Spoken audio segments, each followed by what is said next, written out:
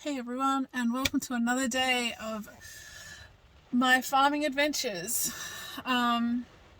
Yesterday I had a pretty sad day, and I shared it with you around our ram getting chased and snapping his leg, which was not very nice. And I guess that comes to the point that, farming is hard, and it can be amazing at the same time. Things don't always work out, I guess, to how you plan it. Today my mum got sick and I spent all morning in emergency with her.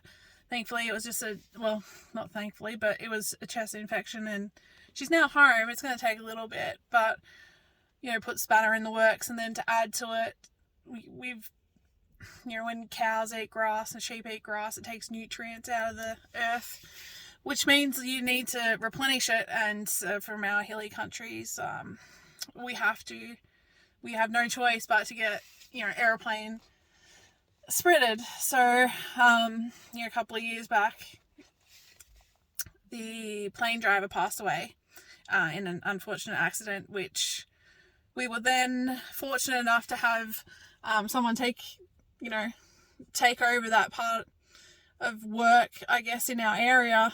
We were promised several months ago that we would have all of our farms and areas fertilized, to now when it's the crunch time, when that time is ending. And today we were told that we weren't no longer going to be getting our fertilizer put out by a plane. So it's kind of screwed us for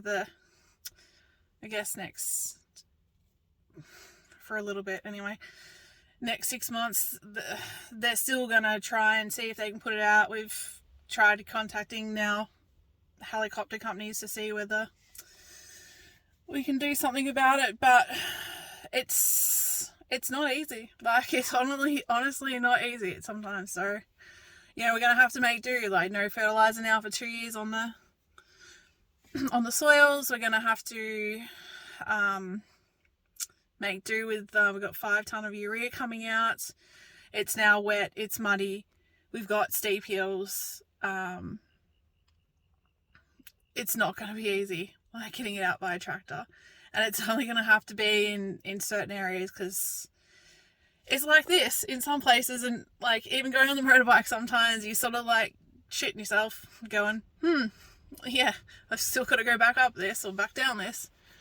But if you've got any farming friends, make sure you're always reaching out and making sure they're okay, because it can be bloody hard. And today, it's now, I think it's almost 3 o'clock, and I've still got a whole day ahead of me after being at the hospital with my mum. And I'm going to have to get some toughness about me and approach this. So I've got a couple of moves, and that's what I'll be up against. But anyway, that's all from me, I think, today with talking. So yeah, I'll take you on a ride around in the rain to move the couple of animals that I've got. But hope you all have a great day. I don't know if you guys can see it, but holy moly, look at all these kangaroos. Come on, focus. 1, 2, okay. 1, 2, 3, 4, 5, 6, 7, 8, 9, 10, 11, 12, 13, 14, 15. Jesus. Oh, far out. Definitely gonna need to put some urea on that paddock to get them to stop eating it. That's nuts. I knew there was some on there, but not 13. Anyway, we're just out checking these are yearlings, so we're going to grow them out to 2-year-old. They're going to stay in this paddock for another week. I'm just counting them to make sure they're all here.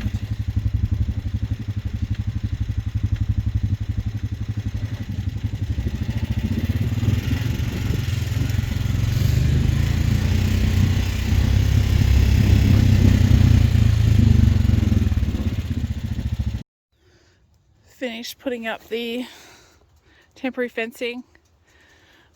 So I've got this massive big paddock, and I've found that the cows were never grazing around one side of the paddock. So what I've done is I put a fence down the middle and graze it in 2 lots. So not only do they better graze where they don't like to eat, I guess, I also get maybe 3 or 4 days extra out of it. So, you know, it's always a good thing to consider if you've got a large paddock, strip grazing or putting up temporary fences.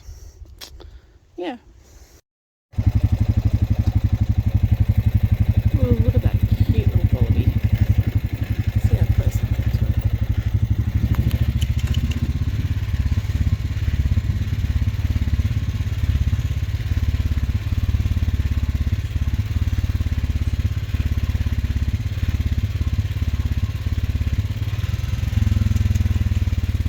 There it goes. See you later. Not a bad view, well-moving cows.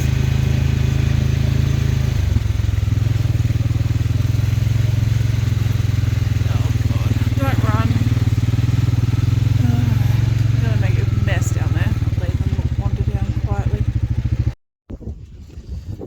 So while I was moving these cows, I was having a look at the pasture to see what it was like, and I don't know, give myself a bit of a critique on if I've been leaving them in here long enough and stuff. And I can sort of see that in the past, you get this sort of coochie grass. You can see how it's really thatched up and built a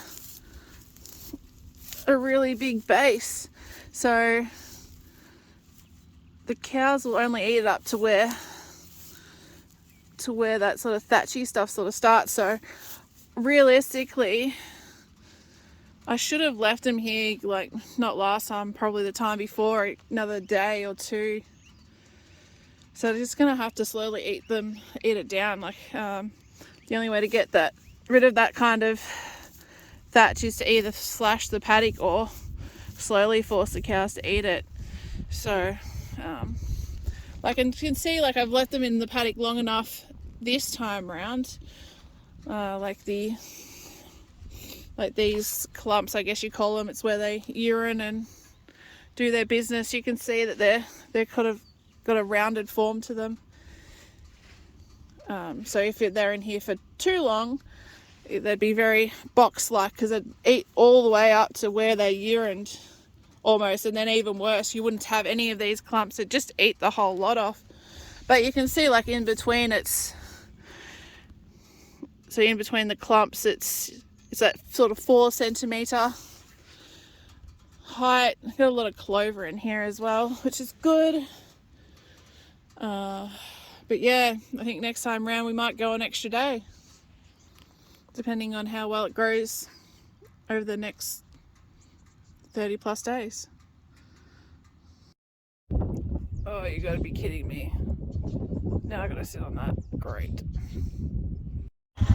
Pretty sure they missed the memo about going slow down this hill. Jeez. Looks like they took it like a race.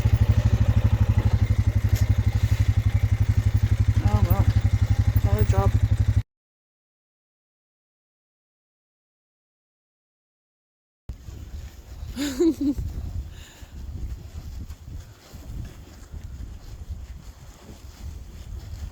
Kind of freaky.